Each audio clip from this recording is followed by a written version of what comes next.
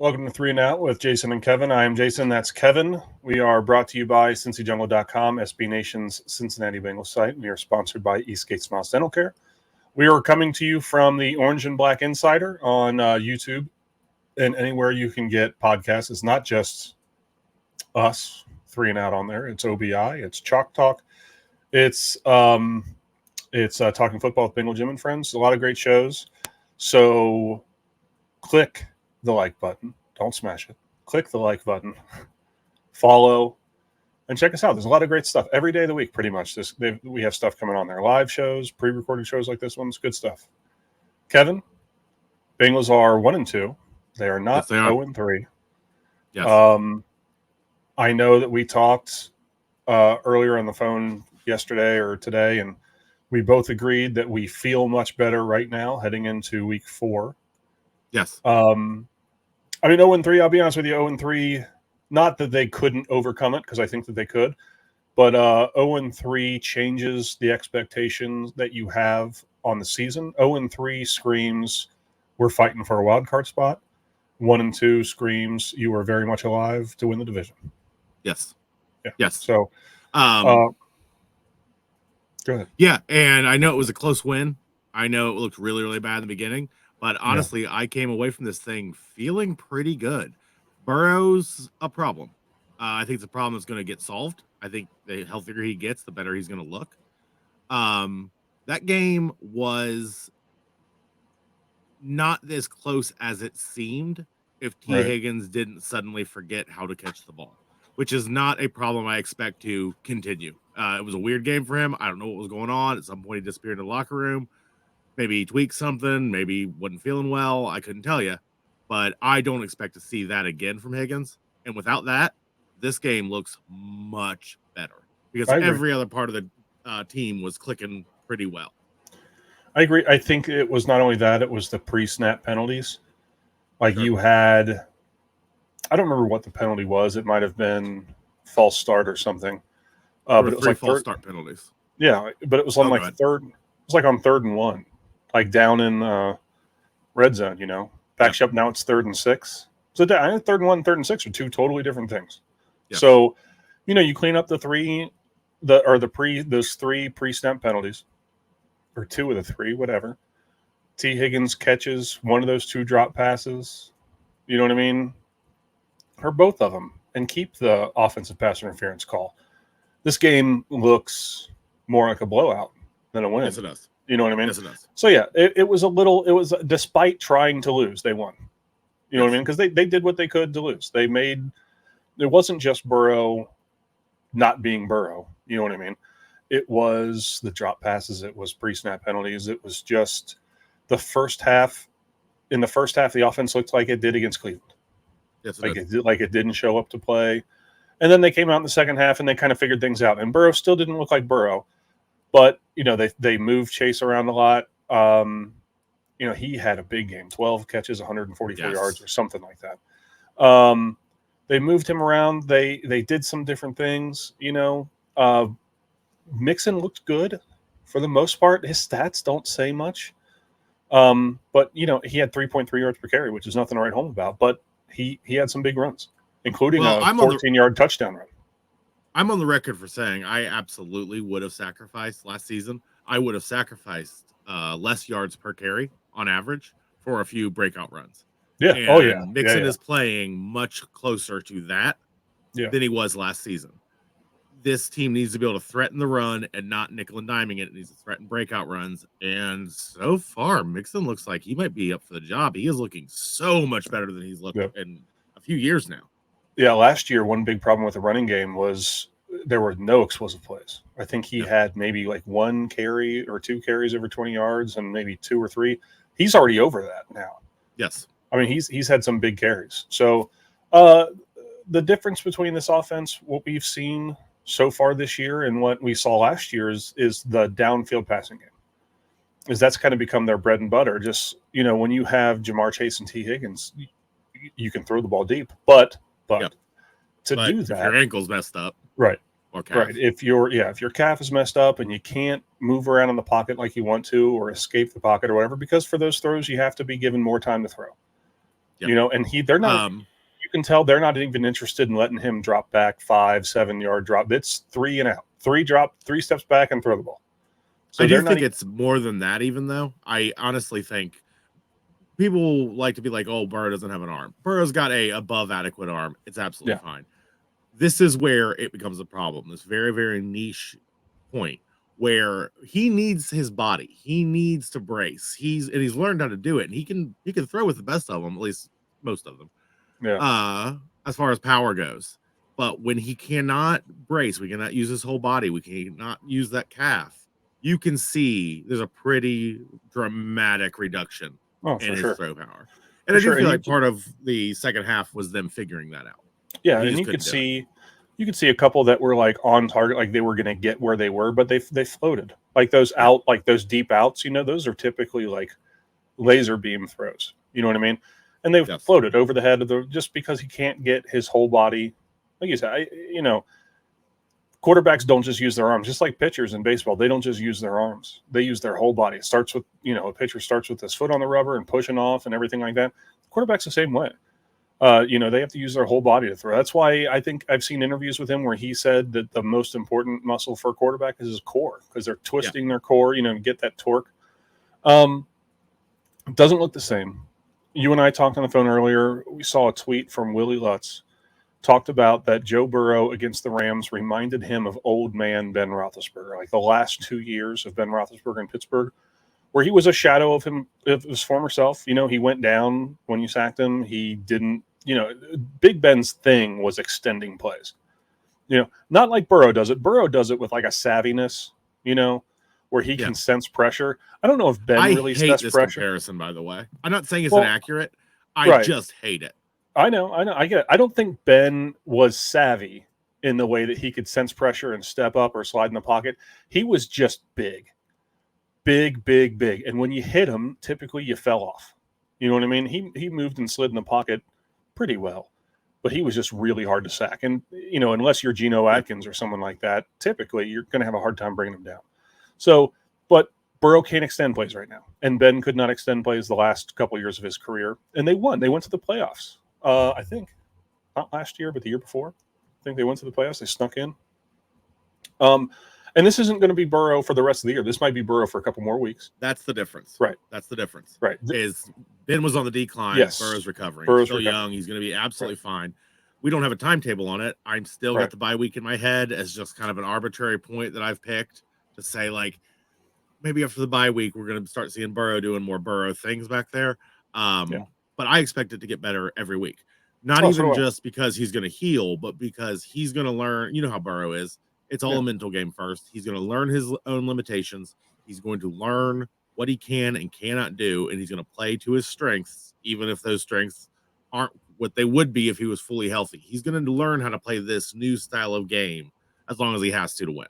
Right. And it's not just him either that has to learn. It's the coaches that have to learn it. They see now this is what this version of Burrow can do. And with this team, with this version of Burrow, we're going to run this offense. Yes. And it's going to be fine. And there's no doubt in my mind with the talent on this team, they could go into the bye week 4-2. 100%. This is the easy part of their schedule right now.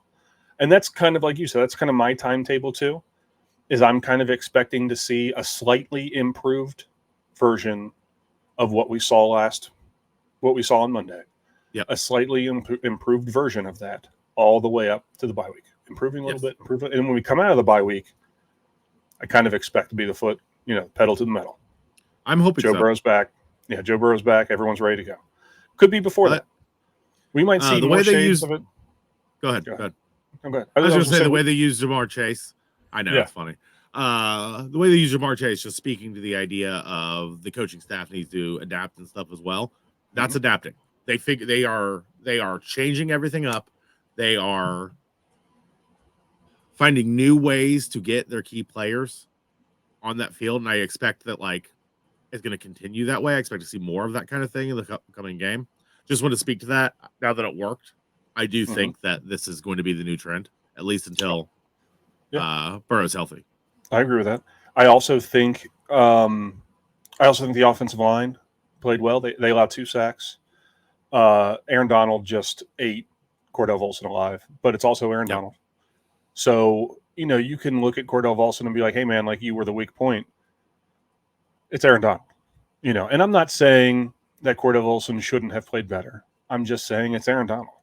It makes it hard to evaluate. Right, I it think does. I think Volson is overrated by the fan base a little bit. I do think that we're a little apologetic of him. Always young. Oh, he's new. Oh, he was a 4th round pick, etc. I'm on the record for saying that. But this game is a hard game to make that kind of evaluation.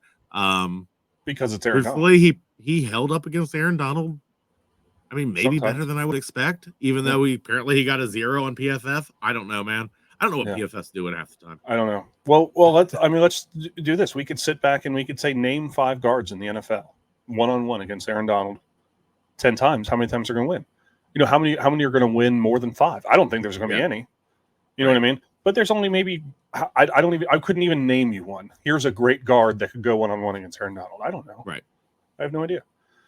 But on the flip side of that, Jonah Williams played a perfect game last night. Literally, really he won every single snap. It was maybe a statement game. At least I'm hoping it was. I think we're both on the record on this one of being Jonah Williams apologists, the opposite of Volson, where we think because he's a 1st round pick, he's called a bust. Depends on how you value it. He's still at least reasonable tackle. And this game, man, makes me think like this switching him to right, putting Orlando Brown on the left. This could be good. This could be good, man. Orlando Brown showing he's worth every penny. He's been doing that for 3 games, dude. Yeah. This ain't that I know. New. I know. I do want to say, there's not much to say about the defense. The defense was absolutely 100% dominant from every position. Trey Hendrickson put on a clinic at edge rusher. He was in the backfield all game long. He had 2 sacks, but he was in Matt Stafford's face and in his personal space all day long. 4 sacks. We're calling it 4 sacks. 2 of them were taken away by penalties that had nothing to do with why he got that sack. I realize that stat sheet won't show it. He earned 4 sacks. I'm calling it 4. I don't know if I've seen a more dominant game from any Bengals edge rusher ever. No, I don't think I have. That I can remember in my time. I'm sure maybe there probably was one. I just can't remember a more dominant game from a Bengals edge rusher. Logan Wilson had 2 interceptions. Dax Hill had a sack. He had a huge tackle for loss. He had a big 3rd down stop to force a punt. He also had the lowest PFF grade of any defender. Again, with a great game. I mean, I don't know if the rest of it was bad, but again, the PFF is the only group that does this, as far as I know.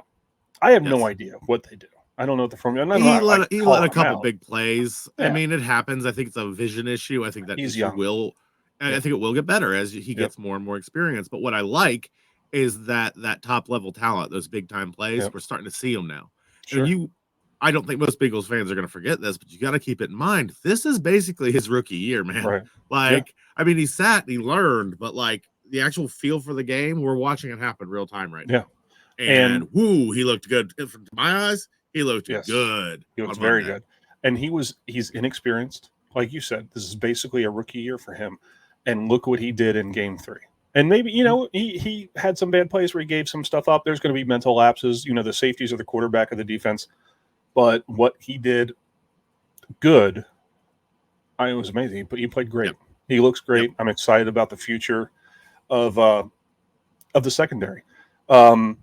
Dax Hill, just amazing speed. He came in for Awuzie for a short period of time and he played some. You're talking about Turner? Dax Turner, not Dax Hill. Sorry, Dax Turner. Turner. Or DJ Turner. Yes, DJ Turner. Everyone was good. The defense was nasty. Very, very nasty. The one, I think the big negative you can give other than Burrow, but that's a health thing, is Brad Robbins didn't look good. No. Brad Robbins hasn't really looked good so far this year. I think he's the lowest ranked punter in the NFL. He's a rookie. I want to give him time. Yeah. But I don't know. You're right. Right. I don't really know. I'm not letting some bad punting ruin my high after watching that game. I agree. It was so filled, dude. I mean, just filled with good things. Just like positive takeaways. I walked away from that game going like, I know it's a stretch. It's one game, but like, we're back. We're figuring it out. We're rolling. All the parts are coming together. I'm I don't know. I was worried about the Titans game. I still got my issues. We'll get into that after the break. Yeah. But I'm a lot less worried, man. I'm a lot less worried. Me too. We're going to take a quick commercial break, and when we come back, we're going to talk a little bit about the Titans and give our predictions, and then that'll be it. All right, we'll be right back. Eastgate Smiles Dental Care is a warm and welcoming environment where expertise and customer service come together. As a local business, they love helping their fellow Cincinnatians manage their oral health and achieve a perfect smile. They pair the latest technology with years of experience to give you a smile worth showing off. They are dedicated to quality and convenience and can even perform dental crown procedures the same day in most cases. You like your smile, but they are here to help you love it. They personalize your care and match your needs. Call them today at 513-528-1150 to learn what they can do for your pearly whites. Welcome back. So on Sunday at 1 p.m. Eastern Time, the Cincinnati Bengals travel to Nashville to take on the Tennessee Titans. Derrick Henry and the Tennessee Titans. Both teams 1-2. The Tennessee Titans have opened the season at New Orleans and lost by 1, 16-15. They beat the LA Chargers in overtime, 27-24. And then they, I'm sorry, I'm looking at the preseason. Oh, no, I'm not. Yeah, I'm looking at the right thing. Funny, last week, they went to Cleveland, and just like Cincinnati Bengals, they lost big time, 27-3. Yep. So I'm going to share my thoughts on the Tennessee Titans real quick, and I want to kind of see if you have your head in the same spot. Derrick Henry is a monster, but he is getting older. Yeah. He's not. I don't think he's the same guy that he was a couple years ago. I think the last 2 games, Tajay Spears, their rookie running back, I know the last game he had more snaps than Derrick Henry did. I mean, they have Ryan Tannehill. You know, they do have DeAndre Hopkins, but again, he's getting older. Treylon Burks. They're not very good. They're not very good. No, they're not. And you're talking about Derrick Henry. It's hard to know how much of that is age and how much of it is that O-line can't run block. But either way, it works in our favor. So I'm not complaining. I don't expect Derrick Henry to be that big a problem. I know we've shut down the run multiple times in the past. I know that we've been worse at it this year than we expected to be. It is what it is. But then again, the Titans running game has been worse this year than they expected it to be. Yeah. I'm not overly concerned with Derrick Henry at this point based off everything I see. So what I can say is that if you're a defensive coordinator and you're looking to game plan against the Tennessee Titans, obviously job number 1 is stopping the run. Force the ball in Ryan Tannehill's hands and say, you got to win. You're going to have to throw and you're going to have to beat us. And not to say that we haven't seen him do it before, because we have. But Ryan Tannehill is who he is. You know, he's not going to win you many games. He can lose you some games. You know, he can make mistakes and lose you some games. But he's not going to be the guy who says, get on my back. That's Derrick Henry. Derrick Henry, when he's on, give the ball to Derrick Henry 30 times in a game. Yeah. He's going to be fine. Yeah. Now, if I'm Is it weird that Ryan Tannehill is still a quarterback in the NFL? He's 35 years old, and no one is impressed by him. If you know, like when you saw Tom Brady in the league at 35, you're like, oh, it's Tom Brady, Peyton Manning, Drew Brees, all those guys. Yeah, but they didn't feel 35. I know they did. They felt like 29, 30. Right. Ryan Tannehill feels 39. Yes, he does. Feels like he's going to be 42 tomorrow. I know this is like the touchstone for Bengals fans. Would you, if you're starting a new team, you get either Ryan Tannehill or Andy Dalton? Who you picking? At their age right now? Yeah. That's such a crappy question. Why? I don't know. Probably Andy Dalton, just because. Shit, I don't know. Yeah, Andy but that's Dalton, kind of my Andy point. Dalton. Like, Yeah, because Andy Dalton yeah, is my point is that Andy Dalton isn't a starter in the NFL right now. Right. That's why it's weird. Andy Dalton, which is Tannehill pretty weird, considering that they drafted Malik Willis last year and Will Levis this year, and Ryan Tannehill is still their guy. So maybe I don't know what happened. I guess back-to-back busts explains why Ryan Tannehill. I mean, that you answered my question. That is. That's why Malik Willis was taken in the 3rd round last year. Remember last year the only first-round pick was Kenny Pickett, and then Will Levis. He's looking worth it, by the way. Yeah, he's looking so good. Yeah, and then Will Levis was pick number 33.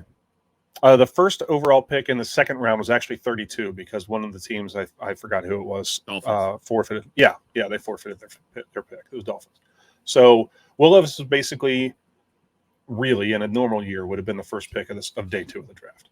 But yeah, it's Tannehill, and that goes to show you a lot of where the state of their team is. They've taken two day 2 picks over the last year, and as of right now, they're wasted because Tannehill is their best bet. Yeah. So the other, do you have any specific things you're looking at? Because I got 2, but I don't want to say on both because I feel like I'm going to steal one of yours because there's a handful of matchups that I feel like really jump out. Go ahead, do your first one. Okay, I'll just pick one. Will Dillard looks like crap, and he's their left tackle, and Henderson just ate. He just ate all day on Monday. I would love to see him get back-to-back multi-sack games. I kind of expect he will. I don't see how they're going to stop him from doing that. Yeah. I think it could be really, really fun to watch. Let's just see how many sacks he can get. Like, really scheme it up, really do some tricks. Because I could see him getting another 4, 5. I mean, depending on penalties, of course, but I could see it happening again. I could see it. So I don't know. There's a lot of stuff. I still think that when it comes to this game, I'm looking mostly at Joe Burrow. I think that's the deciding factor: is how much better is Joe Burrow this week than he was last week? Because Joe Burrow is better this week. I mean, what are the Tennessee Titans going to do? I mean, nothing. I think we're looking at this with slightly different mentalities, and I'm not saying either one's correct, but I'm trying to expect that Burrow is going to be whoever we just saw him be. Okay. And he will improve as time goes on, but I'm not going to try to project that improvement. You know what I mean? Sure. But I don't think it's wrong to do so because he's going to get better. He's going to get healthier. That's the only reason I'm not I think Burrow's going to be what Burrow was until I'm shown otherwise, which I expect to be as confusing as that is. Yeah, I mean, I get it. I think that Burrow could be very, very good. I mean, it's just we're gonna have to wait and see what happens. I don't know. If I'm the defense, if I'm Tennessee's defense, and I'm scheming against the you're reading your own. Bengals. I'm not reading any for the audio listeners. Jason has put a little ticker tape, whatever it's called, at the bottom. It's just all negative things about me. It's slander. It's libel because it's in writing. Because now he's really messed up. Because once you put it in writing, you know what I mean? I'm coming for everything you got, buddy. I do like dogs, and I do use the word fart. No, the stinky thing was me. So I wrote on here that Kevin doesn't use the word fart; he uses the word stinky. When I was in junior high, my parents wouldn't let me say the word fart. I said it was like cussing. I remember this. Saying fart was like saying the F word, but they're both 4-letter F words, but you know what I mean. I made the basketball team. That was the first year I was ever in a locker room. And I was in the locker room, and my friend Steve farted. But out of my mouth, in a locker room full of 7th grade boys, I said, "Ooh, did you stinky?" And then from across the locker room, I had, who just used the word stinky? It was bad. It was not good for me. That's the kind of thing that lives with you. That follows you around for the whole year minimum, if you're lucky, maybe years from there. Yeah. High school reunion 20 years later, you go back, it's like, Jason, you're the stinky guy. Guy. No, you didn't smell bad, but you were the stinky guy. Anyway. No, if I'm game planning for the Bengals offense, I'm thinking the same thing. I want to stop Joe Mixon, and I want to force Joe Burrow to move. Now, one thing the Rams didn't do is they didn't get a lot of pressure. They didn't send a ton of pressure. When they did, it could be effective. I'm expecting the Titans to send pressure. Yes. They're going to learn from that lesson, and they're going to put Simmons in every possible advantageous position, and that's what worries me. Yep, they're going to win this game. It's running this game, the whole thing through Jefferson. Yes, the name of the game for the Tennessee Titans against the pass is going to be pressure. 100% pressure. If Joe Burrow cannot move, and they can't just call slants and screens all day long. They can't. Whole defense collapses down you.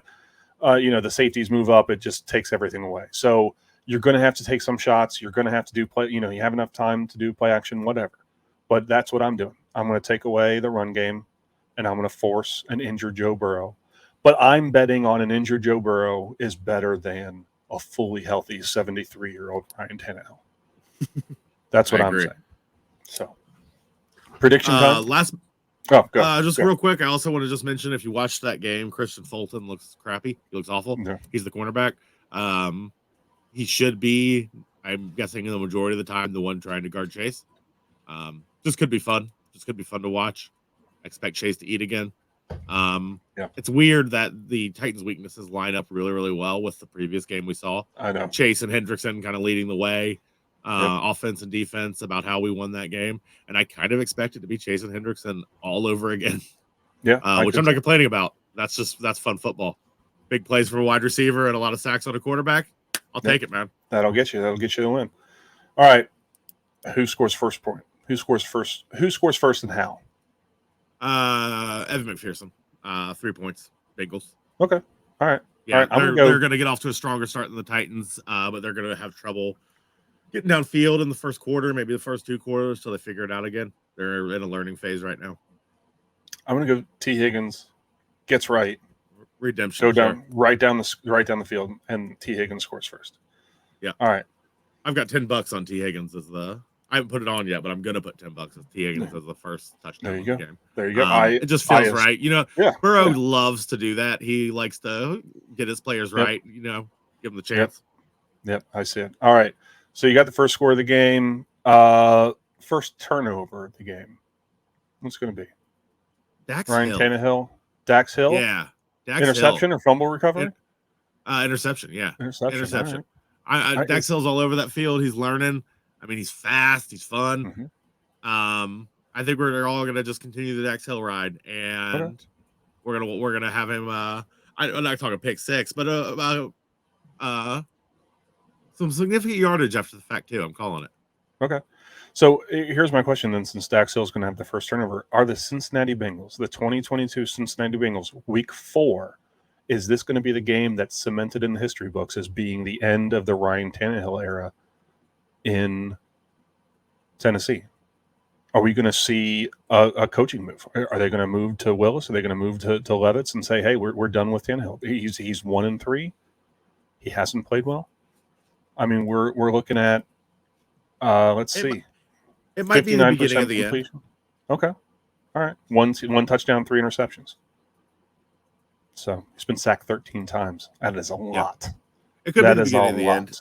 At some point, they're going to have to pull this trigger and just start rotating someone else in there for at least some of these games. I mean, take the hit, man. You're not going to win these games anyways. Lose a couple. See what you got at QB. I don't know, man. I would. The Tennessee Titans are taking notes from the Cleveland Browns, drafting a new quarterback every year and realizing it's not going to work out before they ever really do anything for him. So, I don't know. All right, I'm going to go first score, T. Higgins. I'm going to say first turnover.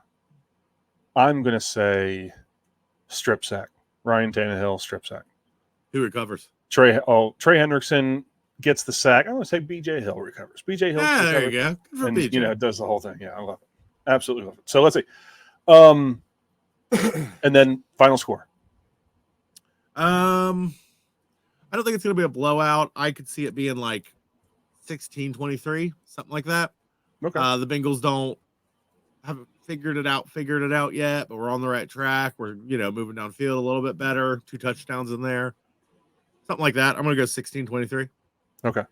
I'm going to say it's still not quite right for Burrow. I'm going to say 20-10. 20-10. Actually, let me reduce that to 13. 13-23. Okay. 2 touchdowns, 2 field goals versus a touchdown and field goal. 20-10. So I think the Bengals can easily pull that off. Now, just let's say we're both right. They head into week 5, the Arizona Cardinals, and they're 2-2. I mean, as far as I'm concerned, everything's fine. We're fine. Everything's fine. As long as Burrow doesn't get as long as he doesn't get hurt worse, you'll get the next 2 games on the schedule, and you're like, hey, they win one, they lose one, 3-3 at a minimum at the bye. Considering I'll take it. 4-2 obviously would be great. Yep. 2-4 wouldn't be the end of the world, but I want another one. Yeah. Another one, and I would like a minimum of 3-3, and I think that's absolutely doable considering who we got on the schedule. Absolutely doable. We said 2-4 when we thought Burrow was going to be out. Now that Burrow's playing, I don't think 3-3 is asking overly much. I really don't. I agree. All right. You got anything else? That's it, man. I'm excited. Me too. All right. So everybody, again, this has been 3 and Out with Jason and Kevin. Thank you very much for watching. We are on the Orange and Black Insider. It's Chalk Talk. It's OBI. It's Talking Football with Bengal Jim and Friends. It's everywhere it's on YouTube and everywhere you get podcasts. Apple Music, Spotify, wherever. I don't even know. Apps, different places. There's 1,000 different places for cloud. Podcasts. The cloud. Yes. We'll be on the cloud forever. Anyway. Check us out. Check those out. Subscribe. Click the like button. Click the subscribe button. We're here every week. And there's great shows every day. So check us all out. We are brought to you by CincyJungle.com, SB Nation Cincinnati Bengals website, and we are sponsored by Eastgate Smiles Dental Care. Give them a call if your teeth hurt. So thank you very much for tuning in. Kevin, have a good night, and we will see you next week. Hoo day.